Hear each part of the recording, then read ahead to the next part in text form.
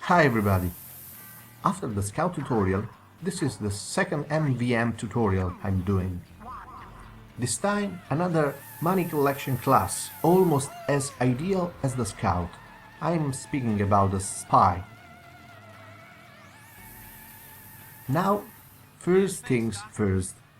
The spy is a powerful class only if you are a skilled player. The majority judge him a weak class instead, because often played by not too skilled players.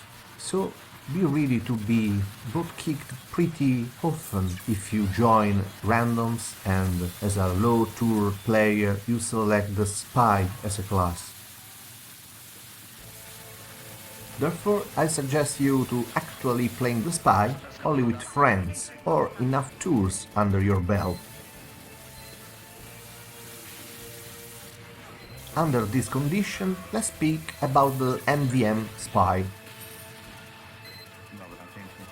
To my eyes, the spy can be played with two styles. One is the money collecting spy, he replaces the scout mostly. Two, a medic picker spy, or a crowd control spy, the one that replaces demoman or sniper. Depending on the role you've chosen, and under money constraint, you'll have to upgrade fairly differently.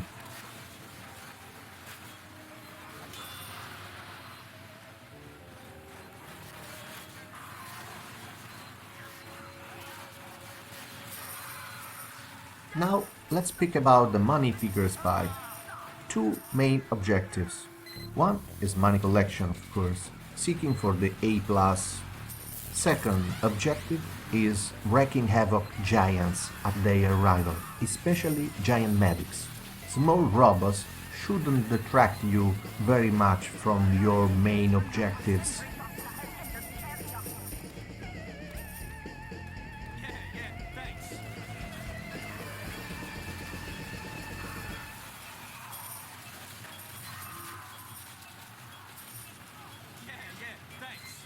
The ideal upgrades, where you'll invest cash first, will be the speed, jump and your survivability. You won't miss a single dodge. Alert! Another sentry buster has entered the area. Thanks, Pally. In this role, you won't have money to upgrade your Sapper at the early waves. Crowd control will be delegated to your team. Your knight instead will focus for giants most of the time.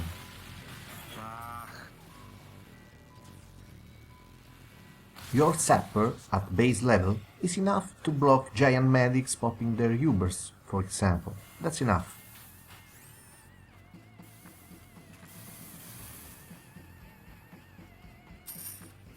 Once you are comfortable with your speed, jump, resistance upgrades, you'll put the rest of the money in the knife mostly.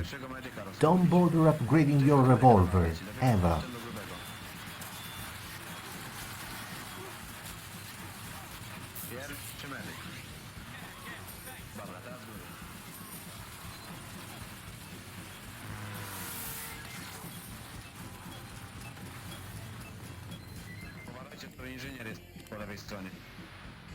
As a medic picker and crowd control spy, you'll delay the jump and speed upgrades and will go directly with the Sapper upgrades, because you need the bigger radius of the Sapper to catch all the horde.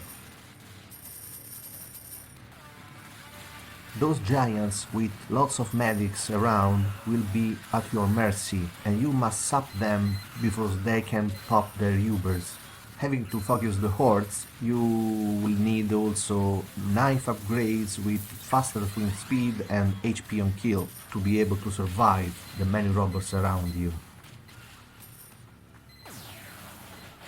As you stab and pick out the dead ringer, you could be interested to a easy and cheap solution sometimes as a medic picker spy, that is the using of the ammo canteen, because the ammo canteen replenish the cloak entirely. It's a get out of the jail free card mostly.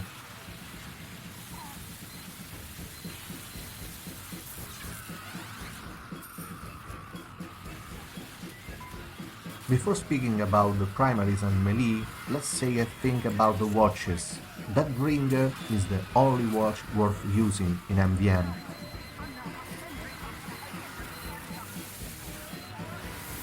First, because robots are deaf and stupid. As far as you are disguised, you can decloak in front of them totally safely. Second, because the damage reduction of the Ringer is invaluable in MvM.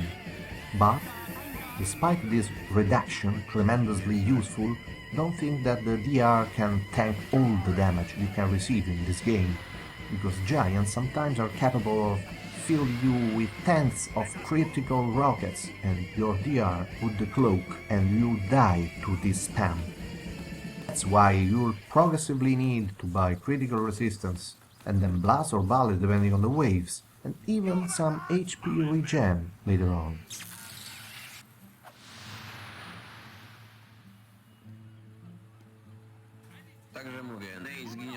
About the Sappers, currently in MvM they act totally the same way, no differences. 3, 2, 1.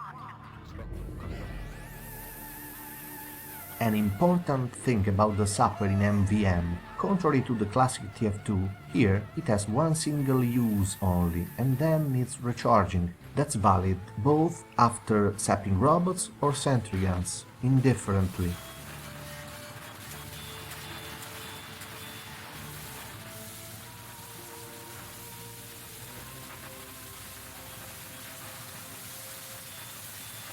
The only weapons you have a slight margin about choosing are the revolvers and the knives. But before speaking about those options, let's speak about the upgrades in general. For example, the armor penetration. It is a unique upgrade of the knife of the spy that allow him to damage the armor of the giants. Stabbing a giant without this upgrade is totally useless.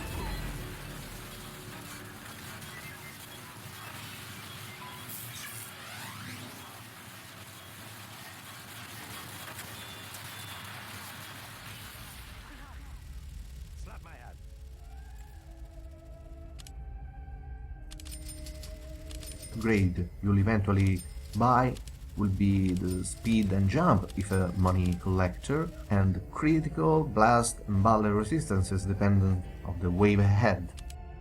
About your knives, the armor penetration, as I already told you, is absolutely needed if a giant's ahead. Then the knife swing speed that allow you to stab more before the dead ringer out, and the HP on kill that helps you survive. To understand how badass a spy can be while armor and speed of the knife maxed out, let's see how last a giant medic under our only attack.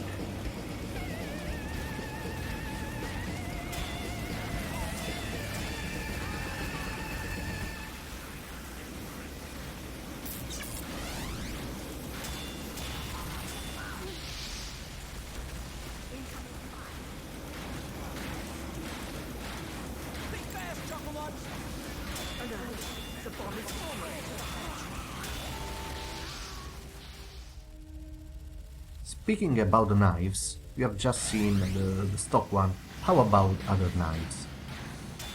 The Converse kunai is not good for Money Spy, because you will not focus on an infinite number of stabs inside the horde, and with the ridiculous base HP that this knife gives, unless you are constantly stabbing robots, you lose your overheal pretty fast.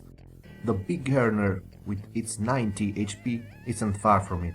Use only if you feel your cloak charging too low, but remember also that ammo canteens can help as well, without requiring this knife. I can't provide footage with the Spicicle, but I'll try to explain why I don't like it. Its pro, the flaming invulnerability, is useful if your only objective is the money.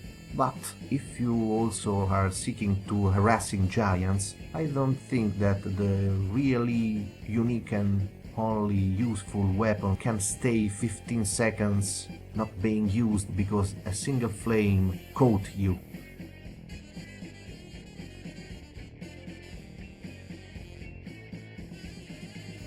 About your eternal reward, plain and simple, don't use it. It's junk. You need to disguise at will, and here isn't immediate disguising at all in MvM, contrary to the classic TF2, so don't use it.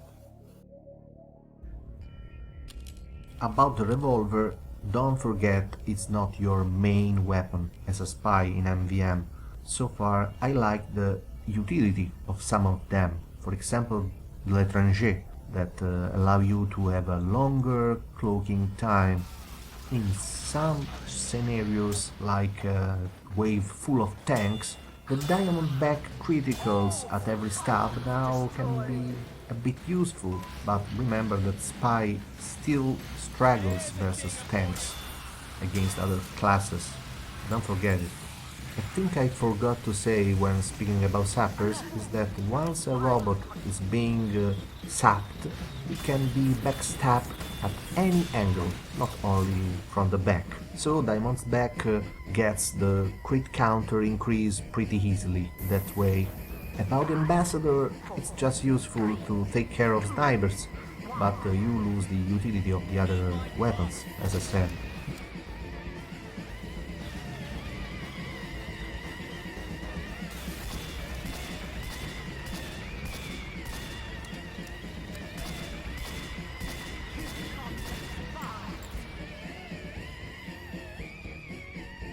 The Enforcer may help you versus tanks, but not so much because of the slowing firing speed, so I wouldn't use it.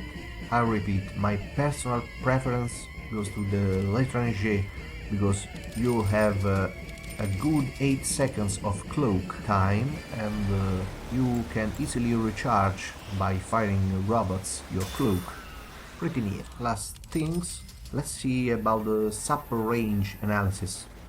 From the 0 upgrade to the maxed out upgrade, and you'll see the huge splash reduce of the Sapper once it gets maxed out. It's useful, I repeat, when you are not playing much as a money spy, but the crowd controlling spy. Oh, I'm sorry, I didn't mean to hit you. No, wait, yeah, I did. Last two tips. Once, if that you once disguised can act as a wall, blocking many robots, and they won't recognize you as an enemy often. But beware of the spy checking. If you get flamed, they will know that you are an enemy until flames extinguish. Just see this giant medic staring me because I am Barney.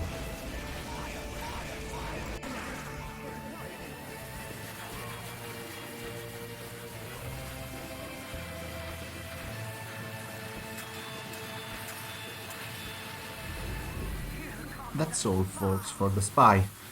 To recap, prepare to be votekicked if playing with randoms and you being low tour. Only skilled spy are allowed, I'm sorry. Spy has two playstyles. One is the money spy, and it follows some upgrades. The other one is the horde or medic control spy, and other upgrade will come. Both will increase armor and speed and HP on the knife. Don't equip your eternal reward. Don't do that, ever. Don't equip any watch except the dead ringer. Don't do that, ever. Your revolver will be hardly used, so focus your upgrades on the knife, the sapper, and your survivability. My preferred loadout is the l'étranger, the stock knife, and any sapper, and the dead ringer, of course. Hope you enjoyed, and thanks for watching.